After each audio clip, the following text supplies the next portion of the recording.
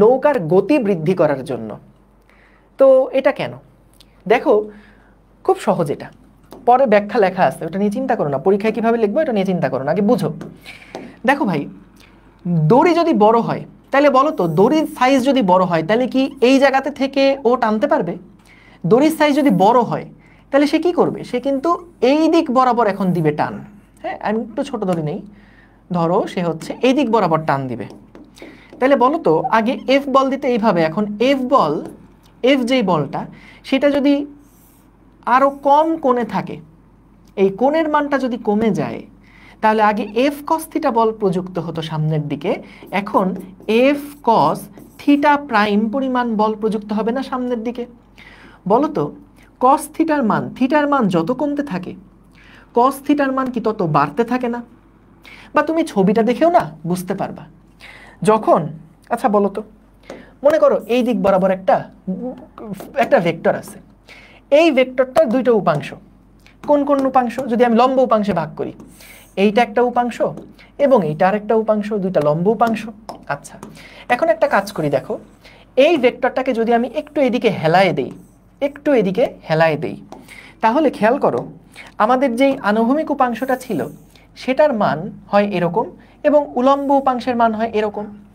খেয়াল করে দেখছো, যখন আমাদের এই কোণটা আমরা একটু হেলায় দিলাম, কার দিকে হেলায় দিলাম? যখন আমরা এটাকে একটু অন্য কালার দিই, লাল কালার দিই, এই একই মানের ভেক্টর, কিন্তু একই মানের ভেক্টরটাকে যখন একটু হেলায় দিলাম এই দিক বরাবর, তখন খেয়াল করে দেখো আমাদের এই লালের দুইটার উপাংশ কি হয়ে গেছে। এই দুইটার উপাংশ খেয়াল করে দেখো তো, আগে এক্স অক্ষ বরাবর যেই উপাংশ ছিল, এখন কি এই ভেক্টরটা হেলে যাওয়ার কারণে আমাদের এক্স অক্ষ বরাবর উপাংশের দৈর্ঘ্যটা খেয়াল করছো আগের থেকে বেড়ে গেছে, যে দৈর্ঘ্যটা খেয়াল করছো আগের থেকে বেড়ে গেছে। এবং যখন এই ভেক্টরটাকে এদিকে হেলায় দিলাম, তখন দেখো ওয়াই অক্ষ বরাবর যে উপাংশটা ছিল এটার মান কিন্তু কমে গেছে, আগে ছিল এত বড়, এখন কিন্তু এতটুকু হয়ে গেছে। ঠিক আছে, তো এটা তো ছবি দেখলেই বোঝা যায় যে ভেক্টরটা যার দিকে হেলে থাকবে ওই দিক বরাবর উপাংশটার মান বড় হবে, ভেক্টরটা যার দিকে হেলে থাকবে ওই দিক বরাবর উপাংশটার মান বেশি হবে। তাহলে আগে যেহেতু দড়িটা এরকম ছিল, তখন এক্স অক্ষ বরাবর বা চলার দিকে যেরকম উপাংশ ছিল, এখন যদি এটা এরকম বাঁক নেওয়া হয় বা আরো বেশি যদি গতির দিকে হেলায় দেওয়া হয়, তাহলে কি এদিক বরাবর উপাংশ আরো বাড়বে না? এদিক বরাবর উপাংশ আরো বাড়বে। সো এই জন্যেই, বা তুমি ম্যাথমেটিক্যালি যদি হিসাব করে দেখো, এফ কস থিটার মান যা, ধরো এফ কস 60 ডিগ্রির মান যা হবে, এফ কস 30 ডিগ্রির মান কিন্তু তার চেয়ে আরো বেশি হবে। তাহলে যখন দড়ি বড় করা হচ্ছে তখন কি হয় দেখো, সিকোয়েন্সটার কথা আমি যদি বলি, যদি দড়ি বড় করা হয় তখন আলটিমেটলি আমাদের থিটার মানটা কমে, অর্থাৎ সামনের দিকে দ্রুত যায়, সামনের দিকে দ্রুত যায়। ঠিক আছে, সামনের দিকে দ্রুত যায়, দড়ি যত বড় করব থিটা তত কমবে, সামনের দিকে সেটা দ্রুত যাবে। বুঝতে পারছো? ওকে, তাহলে এটাই এখানে আলোচনা করছে। এটা তো বুঝছি যে নৌকার গুণ টানার ক্ষেত্রে বৈঠার প্রয়োজনীয়তাটা কি, একটু রিডিং পড়বা। ওই যে এফ সাইন থিটাটার উপাংশটাকে প্রশমিত না করতে পারলে নৌকাটা আনুভূমিক বরাবর না গিয়ে গুণের দিকে চলে যেত, ওই কথাটাই বললাম। তাহলে ওর মেইন কাজ হচ্ছে এফ সাইন থিটাটাকে প্রশমিত করা। এই যে এফ সাইন থিটা যেটা ছিল এটাকে প্রশমিত করা হচ্ছে বৈঠার কাজ। বৈঠার কাজ কি? বৈঠা দিয়ে এফ সাইন থিটাকে প্রশমিত করা হয়, এফ সাইন থিটাটাকে প্রশমিত করা হয়, এফ সাইন থিটাকে প্রশমিত করা হয়। ঠিক আছে, গেল। আর এটা কি নৌকার গুণ টানার ক্ষেত্রে লম্বা রশি দিয়ে গুণ টানা হয় কেন? কারণ যাতে আমরা আরো দ্রুত যেতে পারি, ওইটাই বললাম। এই যে দেখো, থিটা যদি বেশি হয় এফ কস থিটা পদের মান বেশি প্রাপ্ত হয়, যত কম হবে তত বেশি হবে, এগুলো তোমরা বুঝছো অলরেডি, সো এগুলো একটু দেখো। আচ্ছা, এইবার আসো আমরা আরেকটা জিনিস একটু বলে ফেলি এইখানে, একই রকম, এটার মতন একই রকম, সেটা হচ্ছে ট্রলি ব্যাগের একটা এক্সাম্পল আছে। এটা হচ্ছে ঢাকা বোর্ডে কোন একটা সালে জানি আসছিল। ট্রলি ব্যাগের হাতল বড় করা, ট্রলি ব্যাগের হাতল।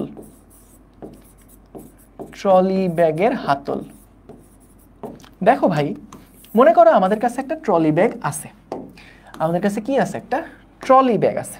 এইটা হচ্ছে মনে করো আমাদের সেই ট্রলি ব্যাগ, ঠিক আছে।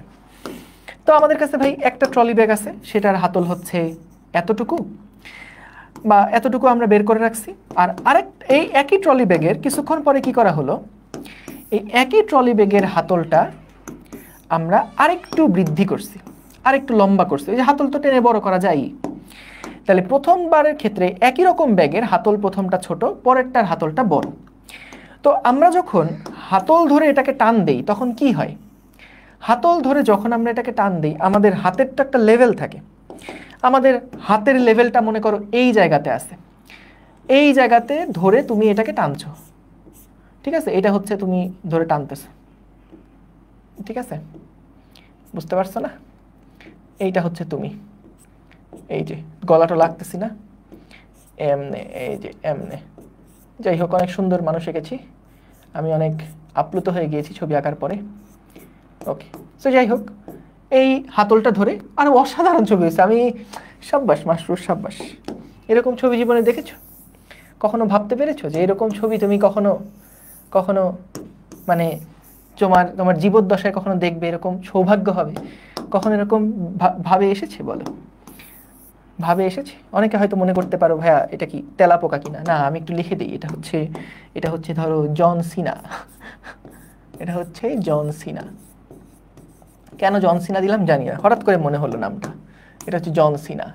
জন সিনা কি করছে, এরকম করে সামনে হাতল ধরে ব্যাগ টানছে, অদ্ভুত ব্যাপার স্যাপার। তো যাই হোক, এইখানে এই যে লোকটা, সে মাটি ধরে যখন এদিকে হাঁটছে, হ্যাঁ, মাটি ধরে যখন এখানে হাঁটছে তখন তার হাত তো এই জায়গাতে। এখন খেয়াল করো, যখন হাতলটা লম্বা তখন একটু খেয়াল করো তো, হাতলটা যখন লম্বা তখন সে টান দিচ্ছে এই দিক বরাবর। হাতলটা যখন টান দিচ্ছে এই দিক বরাবর, এদিক বরাবর যখন টান দিবে ভাই, তখন তার উপাংশ দুইটা, একটা এই দিকে আর একটা এই দিকে, ঠিক আছে। যখন হাতলটা একটু উপরের দিকে বা হাতলটা যখন ছোট, তখন উপাংশগুলো দেখো, একটা এইটা আর একটা এইটা। তাহলে আমারে বলো তো, যখন হাতলটা লম্বা থাকে তখন আনুভূমিক দিক বরাবর বেশি উপাংশ পাওয়া যায় না? বেশি উপাংশ পাওয়া যায় না বলো? যখন হাতলটা লম্বা থাকে, হাতলটা যখন লম্বা থাকে, এই যে হাতলটা যখন লম্বা, তখন কি আনুভূমিকের দিকে আরেকটু বেশি হেলে গেল না ওই ট্রলি ব্যাগটা? তাহলে যত আনুভূমিকের দিকে হেলে যাবে তখন বল প্রয়োগ করলে কিন্তু এটা আনুভূমিকের দিকে তার উপাংশটা বাড়তে থাকবে, আনুভূমিকের দিকে তার উপাংশটা বাড়তে থাকবে। এই বুঝতে পারছো? বুঝতে পেরেছো? দেখো তো ক্লিয়ার কিনা? ক্লিয়ার যে হাতল যদি কি এর জন সিনা দূর, তাইলে যখন আমরা হাতলটা বড় করছি তখন কিন্তু আমাদের আনুভূমিকের সাথে অ্যাঙ্গেলটা তখন কমে যাচ্ছে। আনুভূমিকের সাথে যে অ্যাঙ্গেলটা, এইটা যদি লার্জ অ্যাঙ্গেল হয় তাহলে এইটা কিন্তু একটা স্মল অ্যাঙ্গেল তৈরি হচ্ছে। তাহলে স্মল অ্যাঙ্গেল তৈরি হলে এফ কস থিটা স্মলের মান আর এখানে এফ কস থিটা লার্জের মান, দুইটার মধ্যে কিন্তু এইটার মান কি হবে, যেটার থিটাটা কম, যেটা একই বল প্রয়োগ করব কিন্তু যেটার থিটাটা কম, এইটা কিন্তু মানে বড় হবে, ঠিক আছে, কারণ এফ কস থিটা এখানে। ওকে, তো আনুভূমিক বরাবর বলটা প্রয়োগ করার কারণে কিন্তু, বেশি বলটা প্রয়োগ করার কারণে এটা সামনের দিকে খুব দ্রুত আগাতে থাকবে, এই আর কি। আচ্ছা, এখন আসো একটা লাস্ট টপিক একটু তোমাদেরকে দেখায় যায় আজকের ক্লাসের, একটা লাস্ট টপিক, সেটা হচ্ছে ঘর্ষণ রিলেটেড। ঘর্ষণ রিলেটেড যে সমস্ত, আচ্ছা ভাইয়া একটু দাঁড়াও, থিটার মান বেড়ে গেলে সাইন থিটার মান বেড়ে যাবে না? থিটার মান বেড়ে গেলে দেখো, আমরা যখন কস থিটার মান যদি কমে যায়, কই গেল, কোথায় গেল, হ্যাঁ দেখো ভাইয়া, তুমি যেটা ভুল করছো সেটা হচ্ছে, দেখো উপাংশে ভাঙার ক্ষেত্রে বলো তো, এই দিক বরাবর উপাংশটা হচ্ছে এফ কস থিটা এস, আর এদিক বরাবর উপাংশটা কিন্তু এফ সাইন, কিন্তু থিটা কিন্তু এইটা না, থিটা এইটা বড়, কিন্তু থিটা কোনটা নেই, যদি এই পাশে সাইন নেই তখন এটা থিটা এস হয়, এই যে এই থিটাটাই হয়। এই যে যার সাথে কোণ আছে সেটা কজ, যার সাথে কোণ নাই সেটা সাইন। তাহলে এই উপাংশটা কিন্তু এফ সাইন থিটা এস, আর এই উপাংশটা কি এফ কস থিটা এস। তাহলে এটা কিন্তু কি হবে, ছোট হবে না, মানে ছোট হবে। একটা মিনিট একটু দাঁড়াও, জরুরি ফোন আসছে।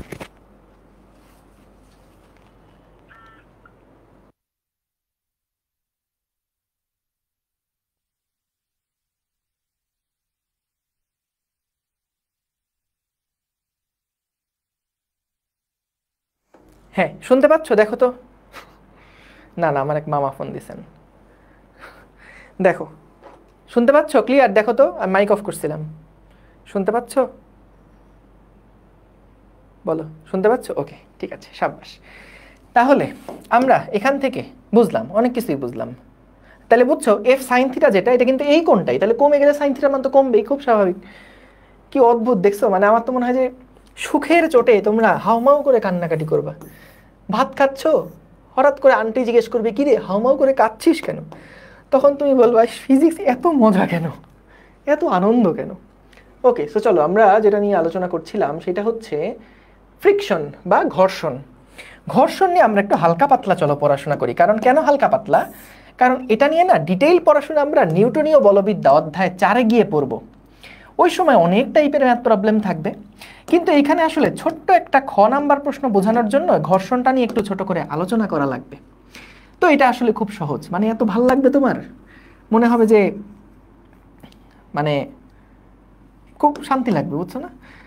সো ধরো এইটা হচ্ছে আমাদের একটা সারফেস, এটা একটা তল। হ্যাঁ, এই যে তল, তলের উপরে একটা বস্তু রাখা আছে, দেখো দেখতেই কত ভালো লাগতেছে। ফিজিক্স এমনিতেই কত সুন্দর, একটা তলের উপর একটা বস্তু রাখা আছে, এর দিকে তো সারাক্ষণ দিনে 24 ঘন্টা কেউ তাকায় থাকতে বললেই তাকায় থাকা যাবে। কত সুন্দর একটা জিনিস দেখো, মানে দেখতে ভালো লাগে না? আচ্ছা, তাহলে এখানে কি করা হলো দেখো, একটা বস্তু একটা সারফেসের উপরে রাখা হলো, কি যত্ন করে রাখা হয়েছে। এখন খেয়াল করো, যখন এই বস্তুটাকে আমরা সামনের দিকে ঠেলবো তখন দেখা যাবে যে এখানে একটা বস্তুটা একটা ঘর্ষণের সম্মুখীন হবে।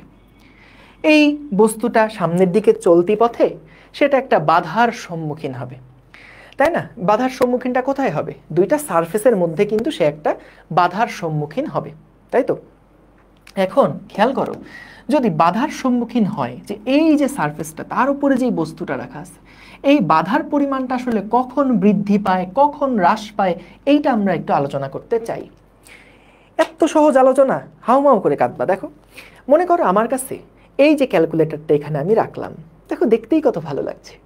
এই ক্যালকুলেটরটাকে আমি যদি ধরো এই দিক বরাবর ধাক্কা দেই, তাহলে কিন্তু আমার হাতের সাথে এই ক্যালকুলেটরের একটা ঘর্ষণ বল আছে, আমি বুঝতে পারছি একটা বাধা বল অতিক্রম করে ক্যালকুলেটরটা সামনের দিকে আগাচ্ছে। এখন কথা হচ্ছে যে বলতো, যদি আমি ক্যালকুলেটরটাকে শুধুমাত্র এইভাবে করে সামনের দিকে না ঠেলে যদি এরকম হয় যে আমি এটাকে নিচের দিকে একটু চাপ দিয়ে তারপরে ঠেলছি, একদম কমন সেন্স দিয়ে বলতো ঘর্ষণ বলের মান কি আগের চেয়ে কমবে নাকি আগের চেয়ে বাড়বে?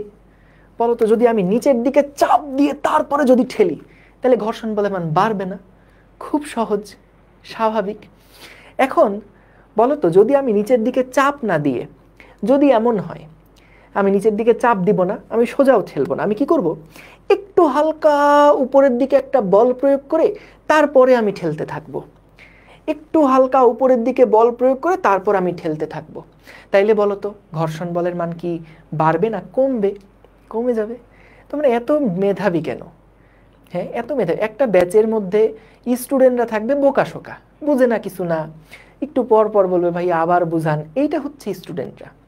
আর তোমরা দেখি একবার বলার পরেই বুঝে যাও, এটা কি আসলে মানা যায়? যায় না। এত ব্রিলিয়ান্ট হলে তো হবে না ভাই। তাহলে বুঝলাম কি, যে যখন আমি এদিকে ধাক্কা দিচ্ছি তখন যেরকম ঘর্ষণ বল পাওয়া যায়, যদি নিচের দিকে চাপ দিয়ে তারপরে আমি ঠেলা দেই তাইলে কিন্তু ঘর্ষণ বলের মান বাড়বে।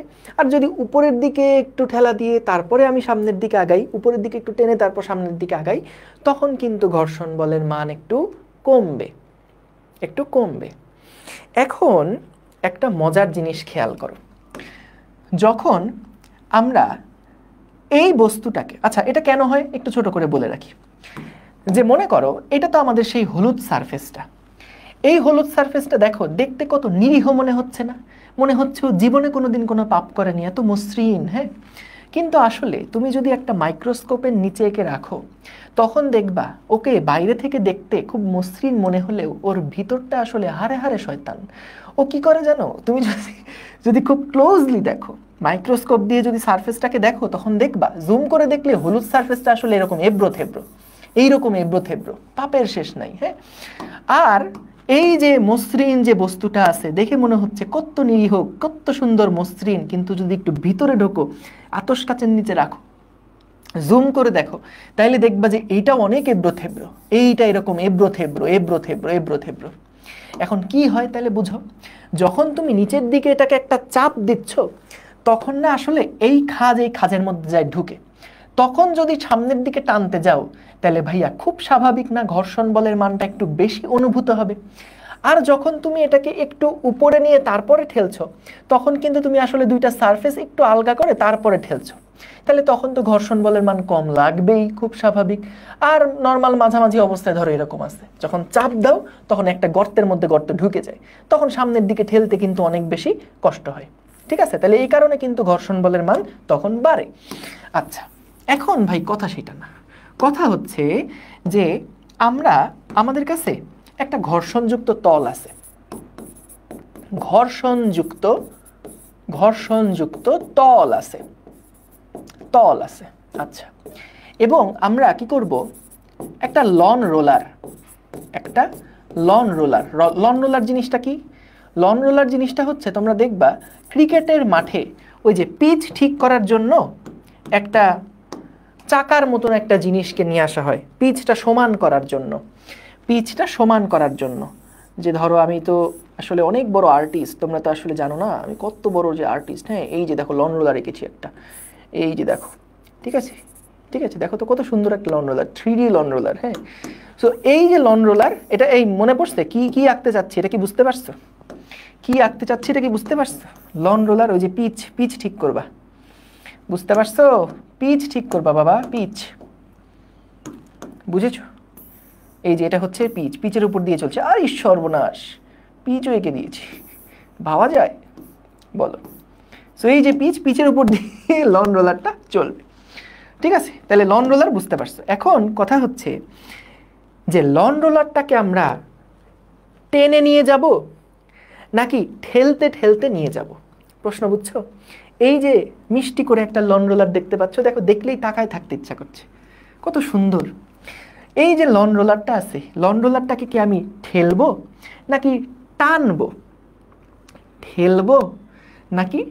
টানবো? কোনটা করা সহজ এইটা আমরা বের করতে চাই। এটাকে কি ঠেলা সহজ নাকি এটাকে ধরে টানা সহজ? কোনটা করা সহজ এইটা আমরা ফাইন্ড আউট করতে চাই। তাহলে চলো, বুঝলাম লন রোলার, আমরা একটা সাইড ভিউ তাহলে নেই, চলো সাইড ভিউ নেই। দেখো, এইটা হচ্ছে লন রোলারের সেই চাক্কাটা। হ্যাঁ, আমরা কি করলাম, প্রথমে মনে করো আমরা এটাকে ঠেলছি, এটাকে কি করছি, ঠেলছি।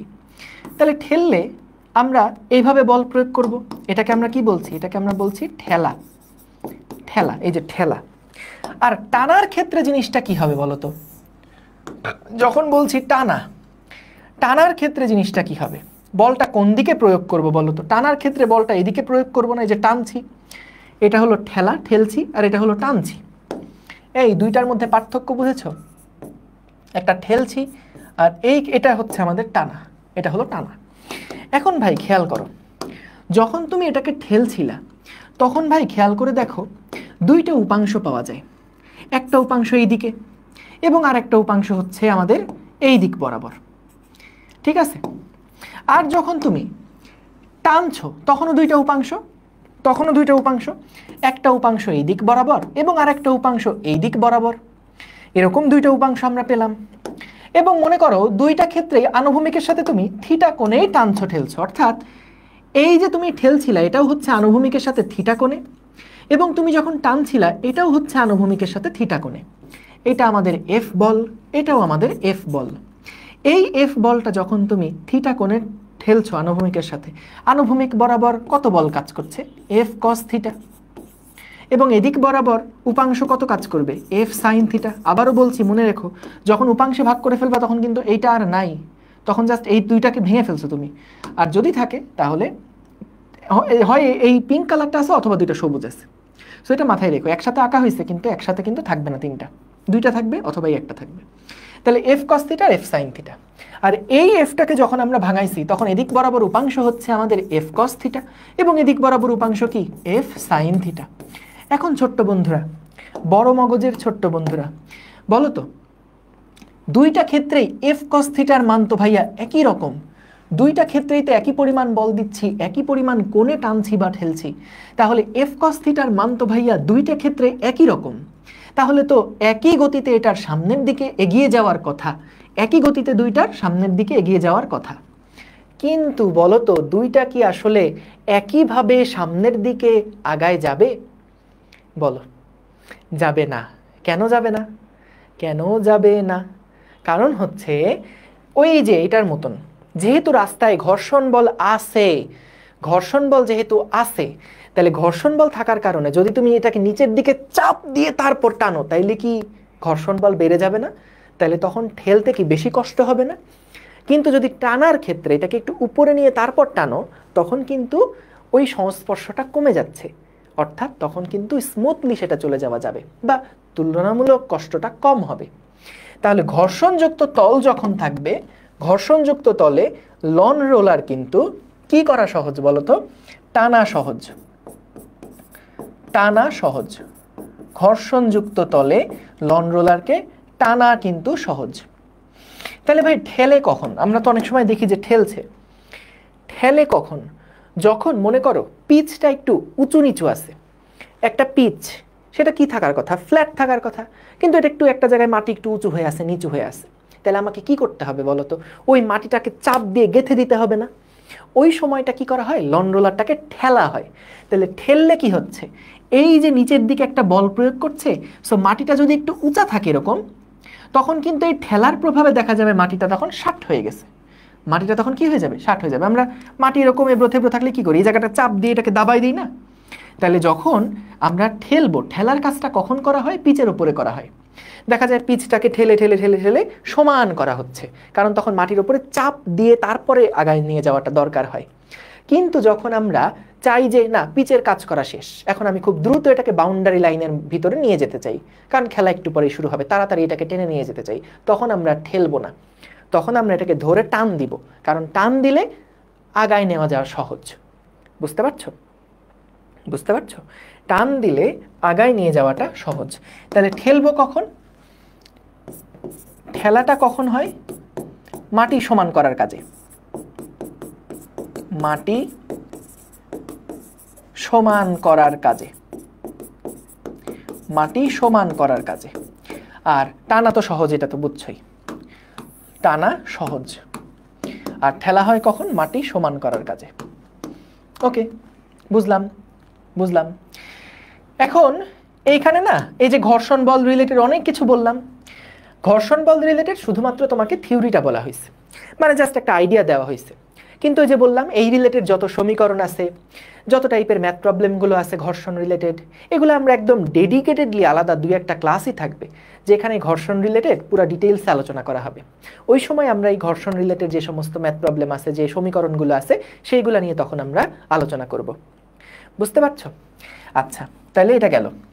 এখন এটা বুঝলাম। ও আচ্ছা, এখন আসো, যদি ঘর্ষণ যুক্ত বুঝলাম, এখন যদি ঘর্ষণ মুক্ত তল হয়, ঘর্ষণবিহীন তল হয়, তাহলে কি হবে ভাই? ঘর্ষণবিহীন তল হলে, ঘর্ষণবিহীন তল হলে কোনটা সহজ হবে, কোনটা কঠিন হবে? তখন কিন্তু ঠেলা বা টানা একই কথা, ঠেলা বা টানা একই একই রকম। তখন ঠেলা বা টানা হচ্ছে একই রকম, তখন কিন্তু আমাদের কোনোটাই বেশি প্রিফারেবল হবে না। কেন হবে না? কারণ আমাদের বলো তো কেন কষ্ট বেশি হচ্ছে? ঘর্ষণ বলের জন্যই না।